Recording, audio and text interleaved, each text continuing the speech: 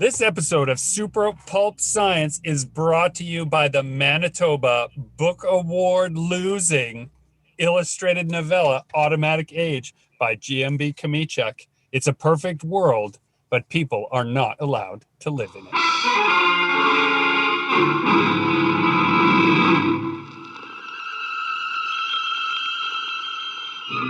Attention, citizens.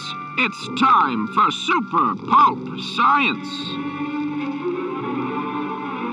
Welcome to Super Pulp Science, where we talk about how genre gets made. I'm here with my long-suffering co-host, Gregory Kamichuk, known the world over as GMB Kamichuk, and our producer, Dan Vadeboncoeur. How's it going, guys? Oh, it's so good to be here, Justin. Thank you so much for having me. That was awesome. Well done. Yeah. I think my brain shut off for that. It was just like parroting what I've heard so many times. I didn't have to think about it. It was kind of weird. I like the known the world over as GMB Kamichuk. That's awesome. Right, the world over. The world over. That's right. The world is over.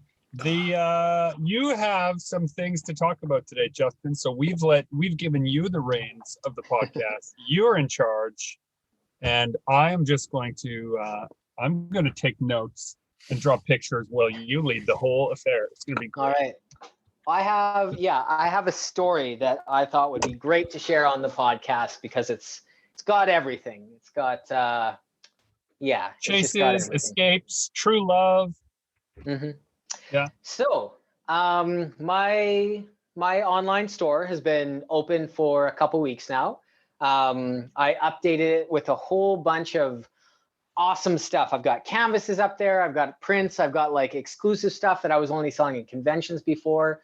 So a big part of my day has become taking orders and packaging them up and sending them all over the world. And I've learned a lot about shipping things and how to properly ship things and how to protect things when they get shipped, especially with shipping artwork, right? You're shipping something super light but very fragile. And so some basic tips that I would give to anybody who's kind of getting into this, because this is, again, stuff I wish I had known a couple months to a couple years ago. Big tubes are great for artwork. So when I first was shipping artwork around, I tried to ship it flat because I didn't know if people would want things rolled. And that just was too unsafe. It's too unsafe to ship artwork flat. Things get bent. People will bend packages. It doesn't matter how many stickers you put on a box saying, "Do not bend me." Somebody's going to bend it 4 times to shove it into a mailbox. So tubes was a big thing. And then water damage became a big issue. I wasn't getting reports of damaged prints anymore, but I was getting reports of waterlogged prints. And Tears, because it was so beautiful. They would just cry. Yes. And then the pieces would get water damaged. Is that right? Somebody who worked at an airport informed me that probably what was happening was things that were going further away, they when a lot of packages are waiting to be loaded onto planes, they kind of sit on the tarmac waiting to go, and they're not under anything, so they're exposed to the elements. So if you've got something that can, is susceptible to the rain, it's going to get some rain on it. So my latest trick to kind of cut down on tape and to protect things from water is I've gotten cellophane wrap, kind of like the stuff that they wrap pallets in, or you see them at the airport, they'll wrap entire suitcases in that cellophane wrap to protect things. So I got a hold of a couple rolls of that, and then that saves me from taping things up, and it also protects my stuff from water damage. But okay, so that was just, I wanted to let people know those tricks because those are things that I wish I had tried out or somebody had told me about earlier. But on to my story. So I had a person order a canvas and a couple pieces of artwork. And it was somebody who had ordered from me before. They were really excited about getting their stuff. The address system that I use for printing my labels has this great function with Canadian addresses. It basically, once you start putting in the address, it finds it and then auto fills it for you. So you only have to put in the first part of the address, and then it just fills in the rest, and you can hit print. And the system works great, except for every once in a while, if it's a small town with like a PO box number or something, this system can't guess that. It can't figure it out. So it just finds the next closest thing, which sometimes is a drastically different place. So I've had like people from a small town send me an email saying like, hey, it says my package is delivered, but it says it's delivered in Ontario, and I'm definitely not from Ontario. So you might want to track that down. So I've learned to double check things, or so I had thought. It's like when I mistype an address when I'm looking at something in my Google Maps that's supposed to be in Winnipeg, and it says, 27 beginning route 27 hours to Minnesota. Yes. It's like, nope, that's not where I was going. So I've learned to double check things, but I usually only look at the first part of the address. And if it's found the first part of the address, it's found the rest, and that's served me well up until I sent off this canvas. So I sent it off. A couple days later, I get an email from the buyer saying, hey, it says my canvas has arrived, but I definitely didn't get it. So I'm kind of panicking at this point, because it's not like just a print or a little piece that I can replace. It's a big canvas that I sent off that has suddenly gone AWOL. So I look at the address that they gave me, and I look at the address that I had sent it to. And this particular customer is from Vancouver, Washington. Uh-oh. And I had put in Vancouver, Canada. And it just so happens that they have a street address in Vancouver, Washington that matches very closely to a Vancouver, Canada street address. And so the system was just like, oh, we know where that is. And I saw Vancouver. And so I kept my little thing in Canada. I didn't switch to the States. I just saw Vancouver and thought, hey, that's nearby. Must be right. I'm panicking at this point, because I have sent a huge canvas to some place in Vancouver, and Canada Post can no longer help me because they've delivered the package to the place it was going to, right? It's out of their hands. I gave them a package, they put it where it was supposed to go, and they dropped it off and they left. So Not our problem anymore. In their system, it is labeled as delivered. They can't just go back and retrieve it, right? Like they've done their job.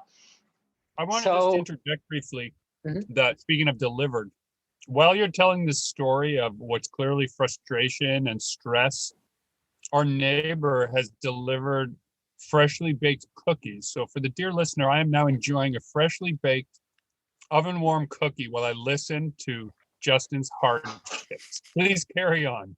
We've had a good life together, haven't we, baby? You know it, Poops. So I have this weird address that I've sent a really expensive, like one-of-a-kind artwork to that is not very replaceable.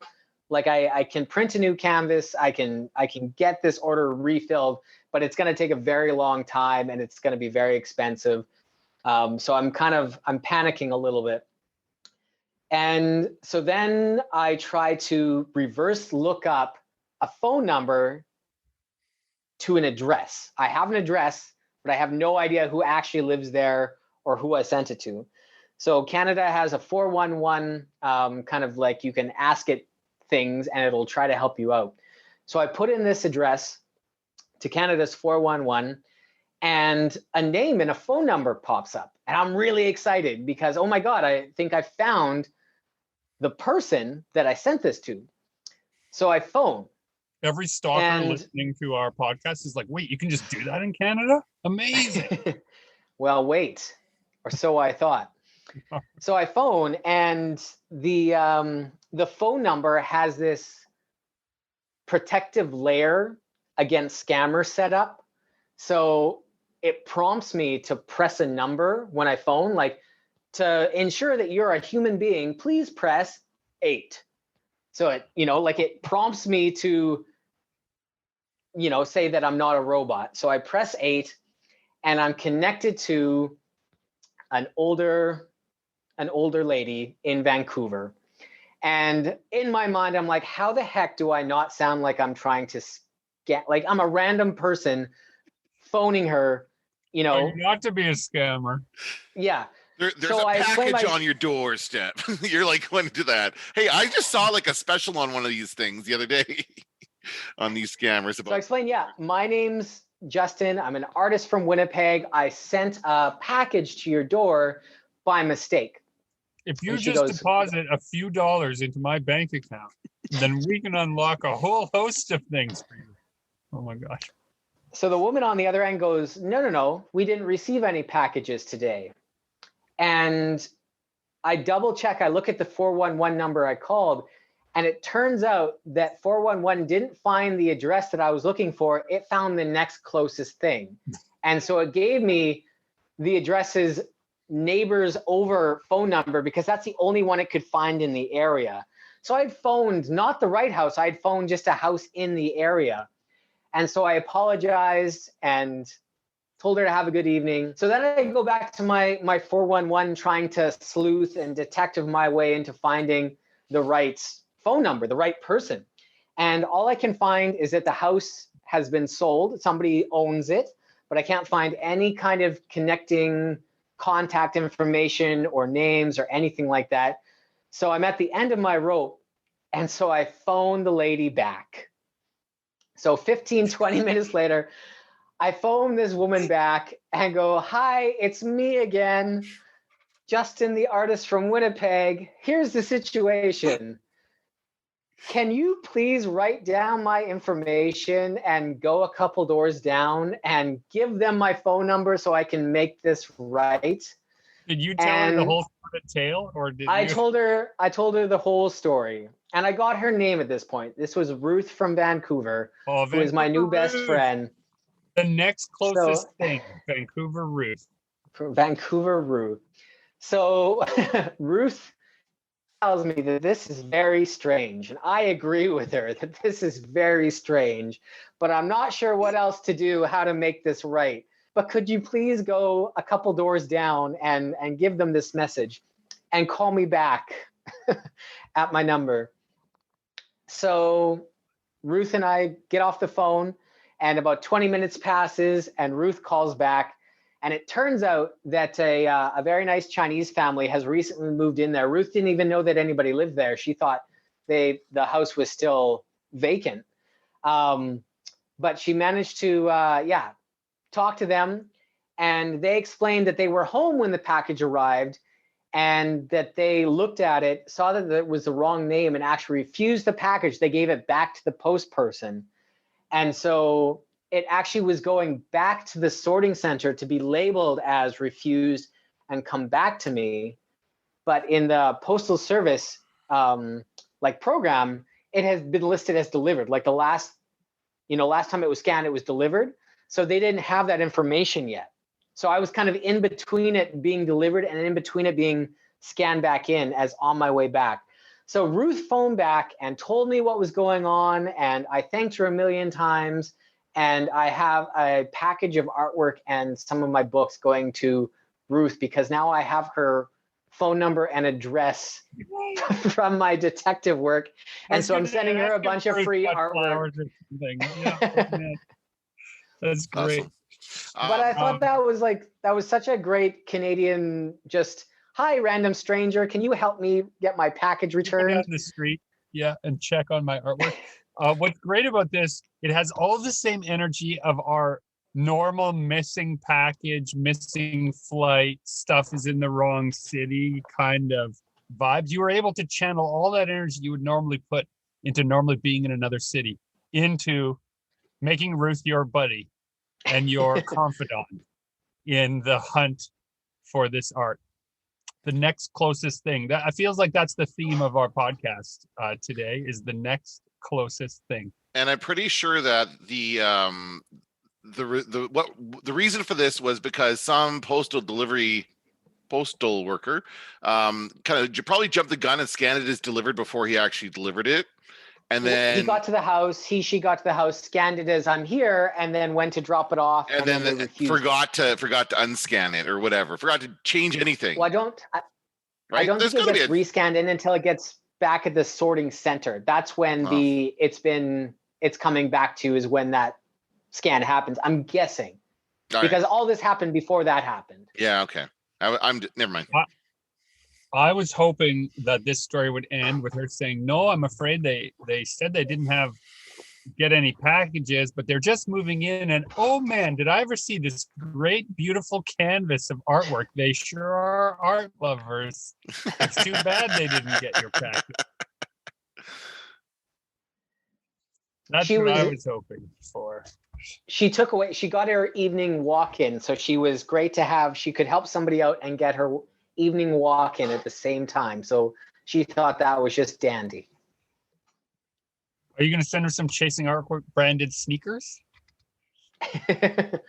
I have some artwork that I think she would like. I have some pretty fine artsy pieces that I think she might get a kick out of, and a nice little handwritten note. Did she seem of the vintage of someone that would have grandchildren? It's not a question you want to ask somebody you don't know. Like, tell me if there's any young Right. people around you. But- She did, so I thought I'd include a Quackers book as well. Somebody in her family might get a kick out of that. So Somebody somewhere always likes Quackers. yeah, Quackers is exactly. the unsung hero of your book catalog. I haven't had any of those kinds of misadventures in a while, and I actually miss it. Is that weird? Is it weird? No. Did I miss being at the wrong gate? Or like, oh no, I'm sorry, sir. Like when I flew, what the hell was that airline? It's gone now. Was it Flare? Swoop. Swoop? Boop? Flare? Oh, Flare, yeah. Boop. One of those freaking ones. Where it's literally, they flew us to the wrong city, and we're like, oh, sorry. Well, the flight home is tomorrow. You know, those are great. Those are great adventures. Then you hire a car and you drive the last 500 miles yourself. That sudden drop in stress and panic, like, oh God, something really not convenient has happened. And then that rush of relief you get when somebody can, you talk to the person who can make it all right. Like it was one of those, like, it's all on me to try to figure this out. And then suddenly I had somebody to help me out with it who was boots on the ground right there and was on my side. That was amazing because I had no idea how else to solve this, right? Like who do I convince to go to this possibly vacant house and steal a package off their doorstep and then mail it back to me? Like how does that conversation work? Yeah, like how long do you have to like talk to Ruth, and like how much social capital about yourself do you have to share before you can win her to your cause to sneak to the neighbor's house, creep up onto the porch, and was it one of those Pokemon? Is it one of those huge ones? No, it was my cat fort. It was my original. That was a sizable canvas too, though. Yeah. Yeah, so it was a big canvas and a bunch of other stuff. Like they ordered a lot of stuff, and they used the Dragon Nanny code. So they ordered a bunch of stuff and got a big discount code off of it because they were a Kickstarter backer. Oh, so good. Those early adopters. Yes. Well, anybody who got a Kickstarter got a discount code from my store. So I've been seeing a lot of people from the Kickstarter coming back. So yeah, that little experiment worked. Yeah. It's all right. Be calm, everybody. The boat's insured. It's amazing that as soon as you tell that story, my first inclination is like, how do we do something nice for Ruth? But if you're going to send her some books, I guess that's okay. Yeah. Next time you're in Vancouver, call her up and go for coffee or take her out for lunch. Well, that's it. Like Vancouver is a massive Take her city. for a walk. So I was running through, like, I know a bunch of people in Vancouver, but there's a very little chance they're going to live anywhere near where I sent this package. So even like, asking a friend to like, hey, drive 2 hours across the city and steal a package for me is a pretty big ask on like out of nowhere on an evening. So I was super glad to be able to track down Ruth. You know what? That's something Sylvia would probably do. She would enjoy that. She would enjoy a heist. a call heist from Winnipeg. Dan, I'm wearing my Hey, thing. that's awesome. Old Nice school. art by Steve Call. Yeah, Stephen Call doing some great artwork on that. I put on the shirt and I had a pang of nostalgia, and also it was happy memories. I thought it would make me sadder, but it actually made me happy because it was such a great show. And now it's like wearing a talisman. It's the next closest thing to being there, I guess. Mhm. Dan, it's wearing the shirt. Where are you guys at with events and things like that for FanQuest? Still holding. It's everything's still up in the air, and I think we'll know more in the fall for sure. Like that's when you start to see. I am hopeful that we will have a con here before the end of the year. Because we all hope things will be back to normal soon, and we'll be able to gather together again. So I'm optimistic about that. And if there is one, then you can expect FanQuest to come around next spring is what we're going for. Oh, cannot wait. Yeah, no kidding. I'll help set up tables. Oh, thank you. Oh, man. No. How about if you stay all the way, stay to the very end of the show. I was thinking about this. I just thought about this the other day. I'm like I can't remember. I don't know where I was, and I was like experiencing this memory of breaking down FanQuest, but every year I have been the last one there by myself, finishing the last few jobs. Like that's just, I guess, the way it is. And I kind of like it, actually. I kind of like being the last one to close it all down, but I wouldn't mind a little more help. Go down with the ship. Exactly, go down with the ship. Except the ship is like sailed away already because the event is over. Just left on the dock. I'm the next closest thing for me is for sure finishing Eye Collector. I'm 3 pages away from finishing Eye Collector. The 5th issue was supposed to be 22 pages, and it looks like it's going to weigh in at 32 pages because I just got carried away with the grand finale. And I keep calling up my collaborator, Dr. Jonathan Ball, recent Manitoba Book Award winner, Dr. Jonathan Ball. Congratulations, Jonathan, for The Lightning of Possible Storms. But I'm calling him up and saying, okay, so I have this idea, but I'm going to need to stretch out this fight scene for 2 more pages. Or, oh, I have this idea, but before we can make that horrible thing happen, we'll need a page leading up to it. And so it just keeps like ballooning that last. I asked myself the other day, is it only getting bigger because I don't want it to be finished? Is it like the fear of finishing, which sometimes happens near the end of a project? You don't quite want it to be over because you don't have a solid deadline. You don't have a release date. You don't have these things. So you just kind of keep working at it.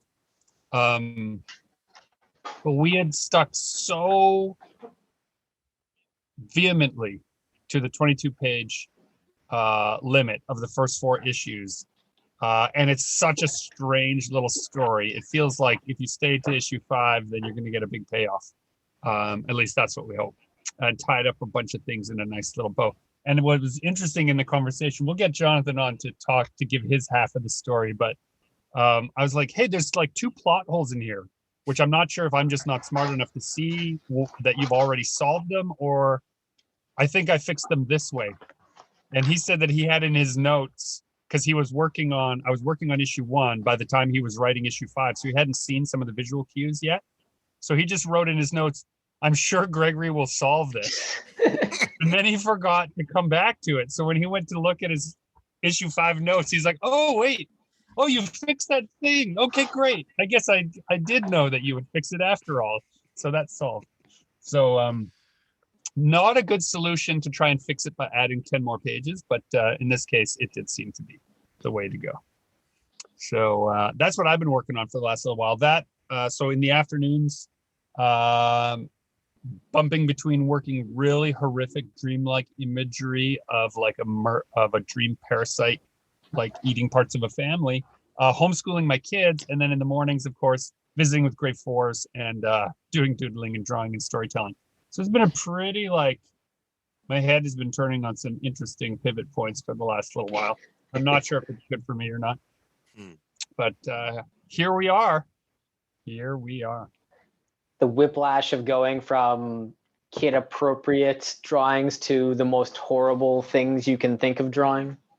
Well, yes, exactly. It's so funny because one of these very well-intentioned grade 4 kids, when we were talking about books and making books, asked, well, what are you working on now, Mr. C? What's the thing that you're working on your desk? Because I talked about it. You always have your stuff on your desk that you're working on, and it's okay to leave it aside when you're not, whatever. Just giving them a little pep talk about how to like put things aside when you're not happy with it. What are you working on, Mr. C? Oh, well, and I immediately launch into my slug line of the eye collector, forgetting these are grade 4s. So I'm like, oh, well, these parents have convinced a dream parasite that they'll trade their little child's eyes for their hopes and dreams and all the things they ever want. And then there's these crickets on the Zoom call, and the teacher is like clearly like a little bit like, oh my goodness, what are you talking about? And I'm just like, but that's not appropriate for young audiences.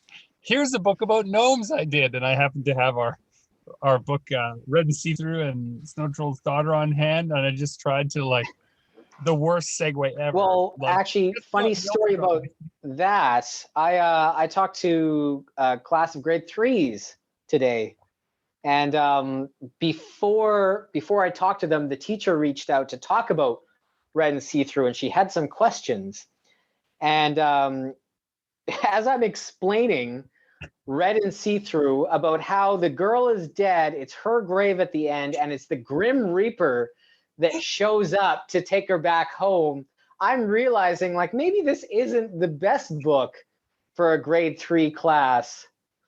But it's drawn in your stuff. That's the thing about your artwork, Justin, right? It's the next closest thing. Here we go again. It's your style is so like it's like I have to use a different prefix. It's unarresting. Like it has an animated style that is so approachable. That's the word I was looking for. Approachable. That even when the subject matter is a little bit grim, it never reads as overly frightening and hopeless. Where like my work, because there's so many deep blacks and so much like grit and scratches, if I were to draw your giant antlered death shrouded creature that shows up at the end of your story, it would be the stuff of nightmares. But in yours, he kind of looks almost amused and not scary at all, and just like he happens to look like the Grim Reaper as opposed to like the menace and the aura. And her little ghostly shape is giving him such a big hug, and you got the little heart floating. It's fine. Just don't explain it to people, and it doesn't sound when you have to distill it down, right? Like, I mean, if you have to distill Toy Story down, possessed dolls try to get back into house. It's the same slug line as Annabelle, right? Great. Well, right. And what's mine in Snow Troll's Daughter? It's like a young child is abducted by a troll who covers his tracks by summoning the first snows of winter. Right? Like that's also a pretty grim way to start a little kid's adventure story, but that's where we are. It's very lighthearted. There's a cute little mouse, and in the end, he just trades the child back for a wooden doll that he makes for them. It's no darker than the grim fairy tales that we all grew up on, right? Those were very dark. Well, right. But I read Hansel and Gretel, like she's cooking up those kids. Like that's the story. You made that monster up out of thin air. Now don't try to tell me it's real. I'm not that stupid. Well, I am. I always believed in it. And it's funny too, because when I'm doing these calls with the kids, I just doodle. I have the camera set up so it's like looking down just onto my hands while I'm drawing, and I draw with a big Sharpie. And because you want the camera to show up regardless of the resolution of the kids, some of them are in quite northern communities, so their resolution is not, the bandwidth is not great. So you just needed to be able to show up for everyone. I'm drawing very big, very cartoony, very like easy to follow along for kids. Like a lot of them just draw everything I'm drawing right along with me while I'm talking and doing the lesson. So then when the teacher or when myself will show finished artwork in a different context, half the kids don't believe it could possibly be made by the same person. And then the other half, because they're already in front of their computers, they will Google and find many things that are not, my body of work is not 100% kid appropriate on all levels. And so, ooh, this one looks great. Tell me about this one is kind of a tricky conversation sometimes. Well, let me tell you about Midnight City. There are these parasites that burrow into people's bodies, right? It's not really where you start with kids. So it's been interesting in that online space. Do you know of any artists or creatives that operate under two brands? Like it happens with writers quite often, right? They'll have a false name that they write their erotic fantasy with, and then the real name, but artists don't typically have two different brands operating at the same time. Well, I can say that Jean Girard and Mobius were two brands, right? The artist that you know is Mobius. When he did his most commercial work, he used his real name, and his real name paid the bills. He was working on Blueberry and a bunch of comics that he did not own the copyright on, but because of French publishing, he had royalties. For European publishing in general, he had royalties on those collections, which meant that his Jean Girard paid the bills, and his Mobius was all his experimental work. And he became much more famous for his Mobius work later in life as a result of having no rules, but he couldn't have done it if Jean Girard hadn't been paying the bills with a little bit more traditional style animation at first, or pardon me, illustration at first. So there are precedents for it. But, guys like, Neil Gaiman would be an example that springs to mind as somebody who just writes whatever he wants, whenever he wants, in whatever genre he wants. And he's a talented enough writer with a larger enough following that he can make that work. Have you felt that want to have your work separated, to have all your kid-friendly stuff a little more searchable and separated from your other stuff in this situation? But no, not at all. No, the dear listener cannot see me frowning and shaking my head. No, I think that over specialization is the death of nuance, and the death of nuance has led to so many of our horrible situations in the world today that it's okay to be more than one thing. Right? It's okay if you are more than one thing. That's what people are. Is there a collection of lots of disparate ideas, emotions, motivations, expressions? That's okay. You can take a whole person. So there was a while when it was tricky for me as when I was actually in the classroom and a kid would say hey, I read Imagination Manifesto, pretty dark, Mr. C. What's with all the sex and violence? I thought you're supposed to be a great example to us young people. And, those conversations are interesting because what is the example you're supposed to set, right? So I'd throw that at you guys. What is the example that you're supposed to set as an author? Are you just supposed to do the thing that you're known for and just keep doing that endlessly, never changing just because that's what your audience wants? Or, is it okay that I write murder books on one side and kids books on the other? I guess at a certain point, you really if you were really widely known, if you were the Bernstein Bear couple, right? If you had written Stan and Jan. If you were Stan and Jan, right? And you wanted to start doing horror books, then you kind of have to, that one's tough, right? Because you have to know that people are expecting the one thing from you, and you don't want to not let them down, but kind of trick them into being exposed to something that might be a little too adult or a little too scary because they see your name on that book. Yeah. But I mean, wasn't that the reason that Stephen King wrote under I was going to say Randy Bachman, Richard Bachman, because those books weren't horror books. Like he was known to be a horror writer primarily, and then he wanted to do other stuff, so he picked a pen name to do those books. He doesn't do that anymore, but he did at the time. Right, because how disappointed would you be if you picked up a Stephen King and it wasn't a horror book, right? Yeah. I've definitely fallen into that trap. Like I've complained about the Hearts of Atlantis. You did. I read his autobiography more than once, and I can say that he speaks to that there was a bit of a crisis of faith going on where he had become a name where his name was bigger than the title of the book on every book cover.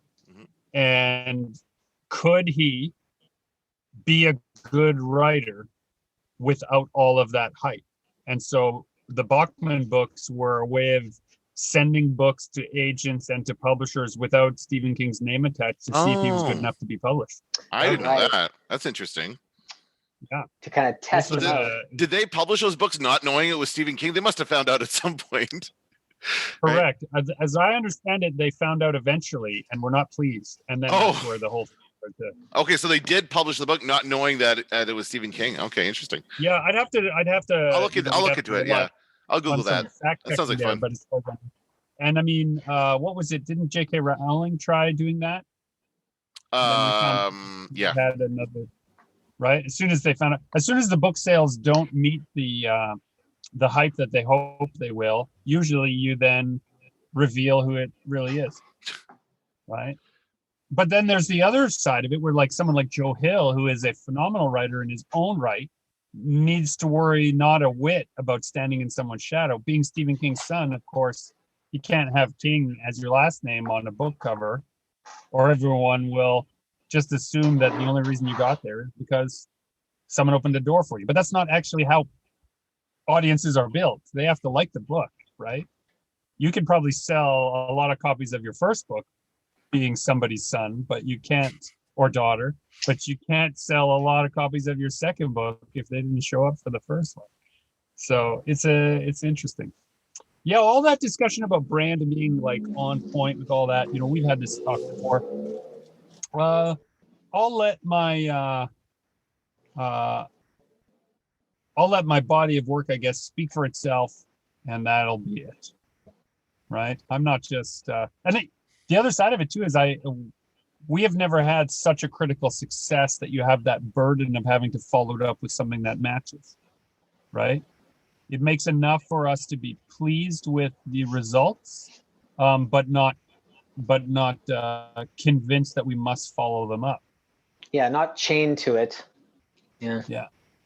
Like even if you look at the only thing that's really the same in Cassie and Tonk, Rust and Water, and Dragon Annie is the format of the books themselves, but the stories are quite different. In their delivery and their execution, and we're just kind of, and Old as Salt, Strong as the Sea will be an enormous departure from, visually from what those other books feel like. So that'll be interesting to see how that's seen.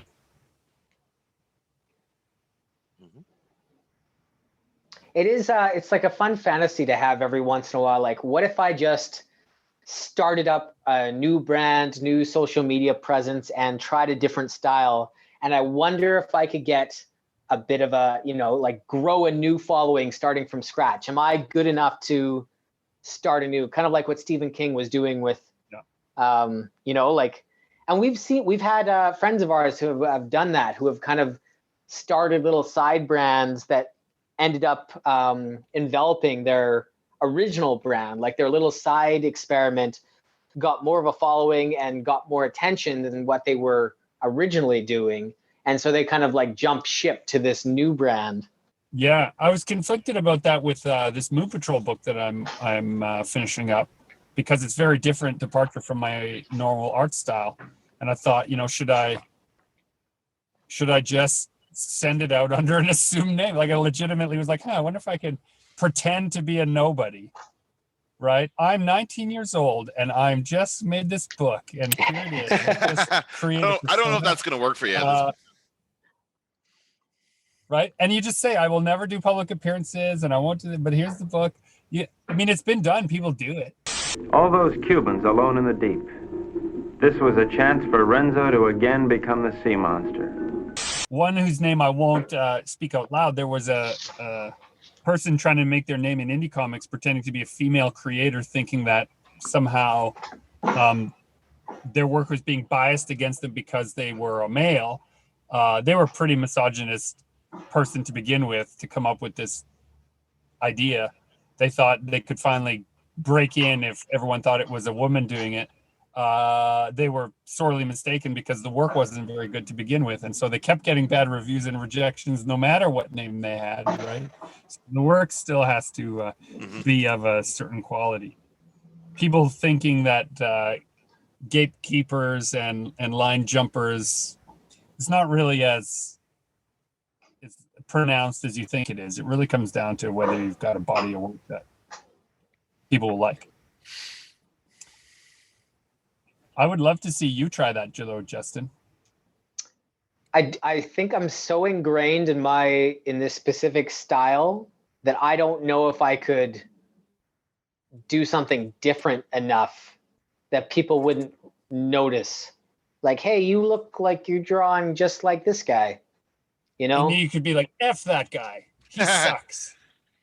See, and I think we've talked about this idea before about like doing that on purpose, like creating a like a rival company to your own, and like just to stir up online drama. Like, yeah, I would never do. It's a horrible idea, but yeah, it's a horrible idea. But we've seen it happen where it's like wrestling, right? Those wrestlers, they pretend to hate each other's guts, but really they're good pals. They're all good buddies. You know what you could do though? I could almost guarantee you that if you took, so I was showing off Dragon Nanny to a group of students. These were grade 8s actually, and they were so enamored with the end sheets that we have in the book, which are the sketches and the thumbnails and all of this stuff. If you had an Instagram account of just your little brush pen drawings, I bet you could make some waves with that. But then it becomes a juggling act of, how much time do you spend on which identity, right? Like, see, as I give up more and more social media interest, I want you to have more and more of it just to see if you'll crack. You're just trying to make Justin darker. You want him to be like chasing artwork after dark. Let's get naughty. No, his little doodles are so cute. No, but we originally started talking about the difference between like for kids and for adults. A lot of poor comics. Mm-hmm. Yeah, right. And like Connor McCready, who we've had as a guest on the podcast before, Last Witch is very dark. Like the last issue that just came out, issue 5. Whoa. But it's in context scary. So it's interesting because if I was looking at that issue 5, I would say, wow, I don't know if this book is for kids. But then if you put it together with issues 1 to 4, the buildup is so gradual and perfect that it is a scary payoff at the right moment. And so it's totally for kids. So that'll be a book that I think will be interesting to see in collected editions, how well it does. Because if a parent is flipping through, the unfortunate truth is that people pick things out of context all the time to stand in for an entire body of work. And so it'll be interesting to see that. To me, anyway, I find such things to be of great interest. I am mildly obsessed, speaking of things that are of interest to me, with the death of the direct magazine market. I've been finding all these stuff in back issue bins of like old Warren publications like Goblin, and like they published Vampirella and all this other stuff, but they also did a bunch of sword and sorcery books that they tried for a while. And man, the level of artistry on display in these old black and white magazines right as that whole industry was in decline, it's like they were reaching their peak illustration levels right at the time that people stopped picking up the format. I wonder I know it sounds funny, but like Instagram art tutorial, the level of artists on Instagram feel like that to me right now. It's like peaking when my interest is at its all-time low. The level of work and actual craftsmanship on display and level of people sharing how they really do it is at its peak. It's incredible. I just, I'm in a weird place. Possibly is because it doesn't feel like a proper stand-in for human interaction. I just need to phone more Ruths, maybe. Maybe I should just start randomly dialing. Just hit up, 411 and start finding people. I'm an artist from Winnipeg, I'll say. Yeah. Do you know my friend Ruth? She lives in Vancouver. Dan is just chuckling away over there. He has things to say, but he's not saying them. I'm sorry. Well, I do.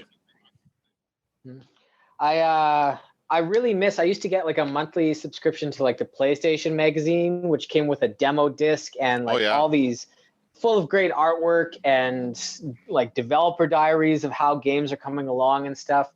And yeah, I miss that.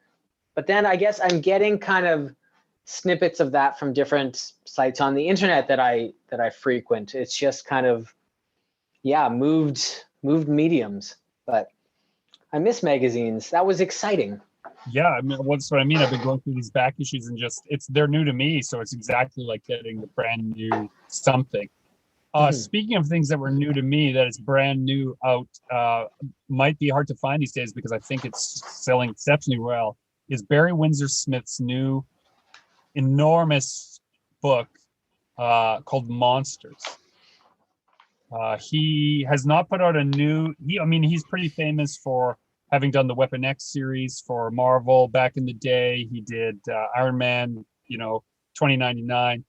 He did a ton of from Daredevil. Like he just worked all across the Marvel universe back in the 80s and 90s. A prolific artist, incredible. One of my favorite books that he ever did, he did for Malibu Comics, I believe, a book called Rune. Well, he hasn't published anything or been really active in the book world for at least, I want to say 14, 17 years. But during that time, he produced this 500-page graphic novel that he just released through Fantagraphics, I guess. I had pre-ordered my copy a year ago and then completely forgot about it. Like forgot that it was coming, forgot that it existed. Like a few other things happened over the last 12 months, so I was not preoccupied. And then this box arrived. This box, P.S., Justin, is the kind of box that they don't know how to ship a book in. It was destroyed. The book inside crumpled on all the corners. It had a hard ride. And my first thought when I opened it was like, oh my God, whatever's in here is ruined. And then when I saw that it was this 500 pages of artwork from Barry Windsor Smith, I didn't even care. I was like, oh, it's here. And Tara, my wife, is saying, well, but look at it. You should send it back. It's ruined. I'm like, no, this is mine. This is the one. This is the only one for me. Is this tattered, ruined Monsters is the one I have now. It's not that beat up, but it's pretty beat up. But it was really interesting to look at a body of work that someone so painstakingly and so carefully produced over such a long period of time. People not familiar with Barry Windsor Smith's work, just Google his name, artwork, your mind will be blown. He does the most incredible pen and ink drawings, bar none. He's one of those creators that when you're looking at it, you finish 5 or 6 pages and you ask yourself, how did you build that much tension? It's just lines on paper. How did I care about this character and their suffering? They don't really exist, but there they are. It is such a great pace. And I realized that the long form book is something that we haven't really tackled, that I haven't tackled, something so 500 big. pages. Yeah, because, and I'll say this, and I'm just going to be a nerdy about this book right now.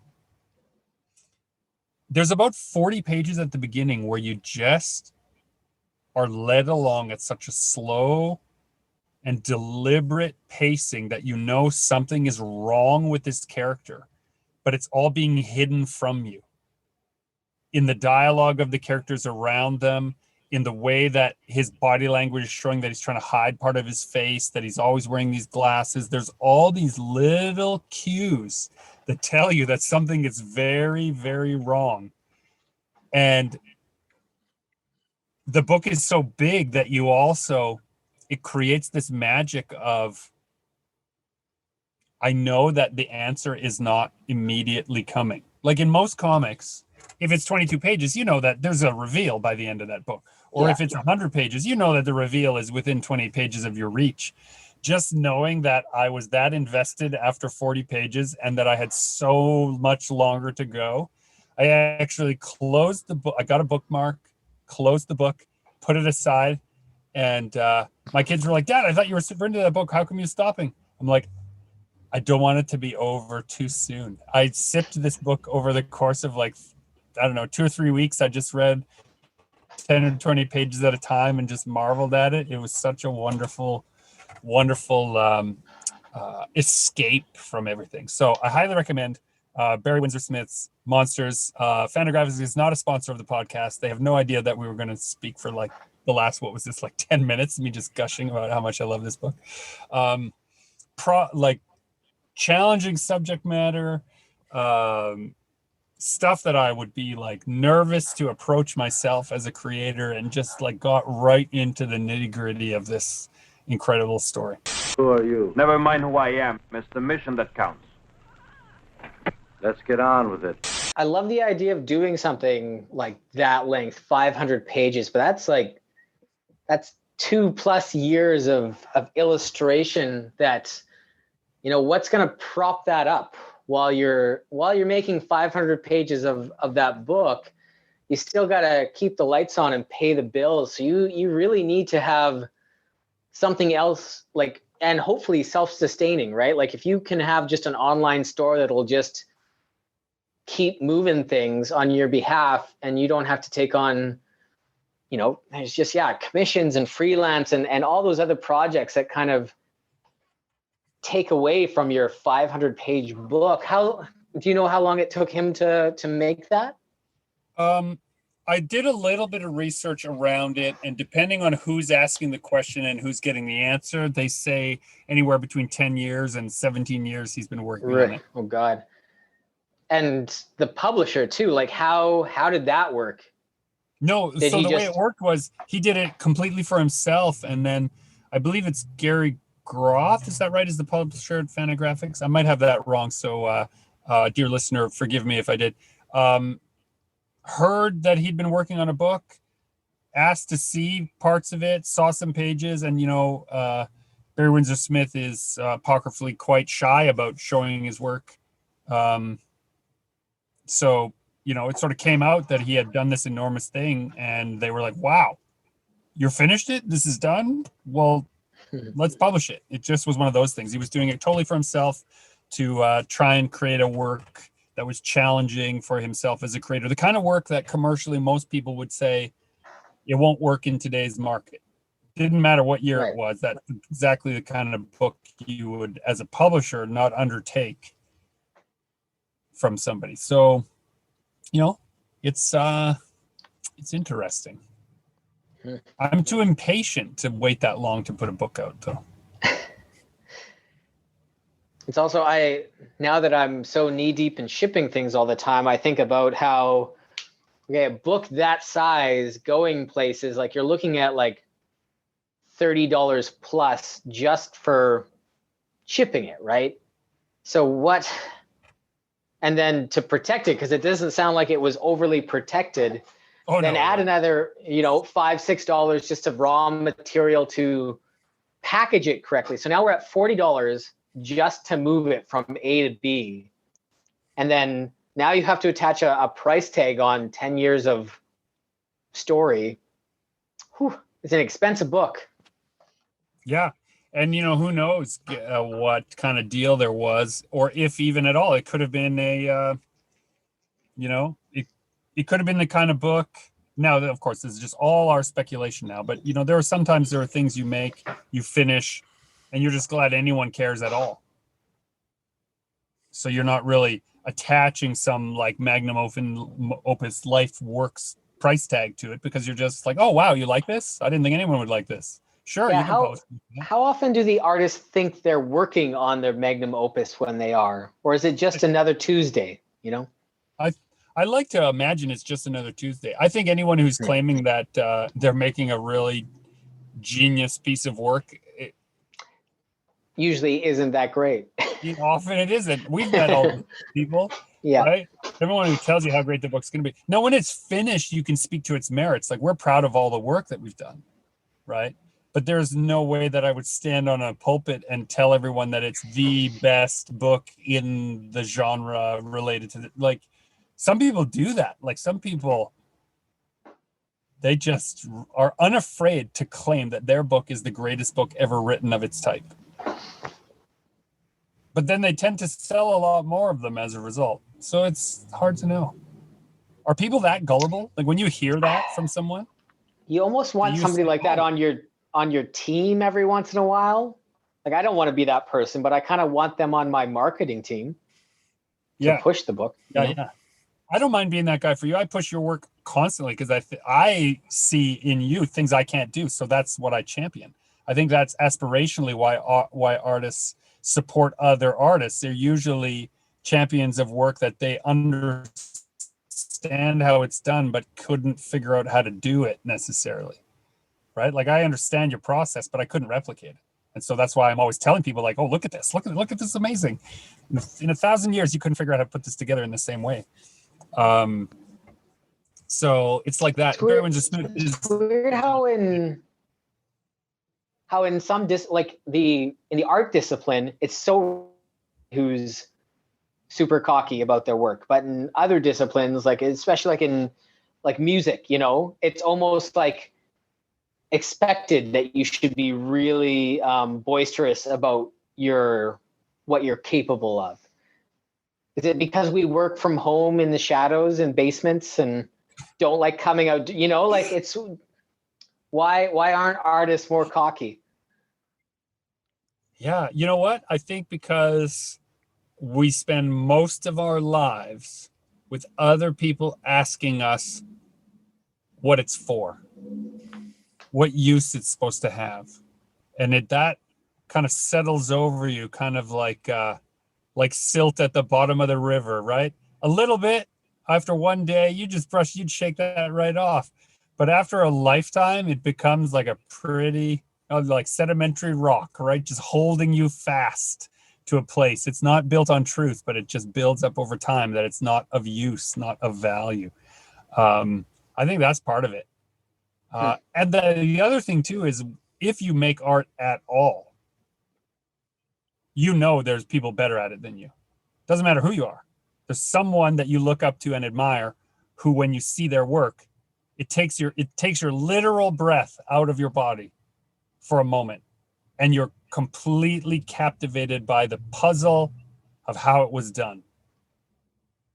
And so it gives you a reason to be humble around other people's work, I think. It's not as easily quantifiable as, say, you know, you're the number one fighter in your division or that weight class, or you sold more records than anybody else in your category or genre. We don't really have those quantifiers like a lot of other genres do, right? Like, how much is a piece of art worth is totally all over the map and like hard to nail down. So it's just this Mobius thing that we're all a little shy about. Yeah. And so many artists that are considered like greats, you know, we all know, died penniless and unrecognized in their lifetime. And so you also have that specter of being good isn't enough.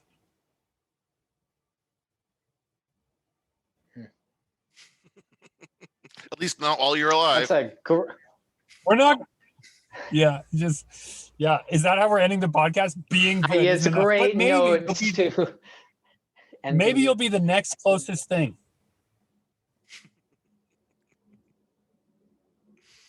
And Ruth will answer the phone for you. Yep. Should we make a little comic strip called Vancouver Ruth about an art thief, a little old lady art thief? In my head, the entire time I was talking to her, I was trying to reverse engineer this as to how can I make sure she doesn't think this is a scam? Right. How, if this was a scam, how would it work so I can avoid doing and saying Just don't those ask things? her for any bank account information. Just don't Yeah, ask her for any type of personal information, right? But you knew her name was Ruth, or did she tell you her name? That was like the very, like, on call number 3, I asked, because again, I didn't want to push her for any information. So I think like the third time we talked, I asked so I could thank her properly. And yeah. This calls to mind a time when you booked an Airbnb for me. I forget, we were in the clutch somewhere and I was like, I needed a place. And you're like, oh, I got your spot. We were in I want to say Vancouver. No, it was Toronto. It was for a Toronto event.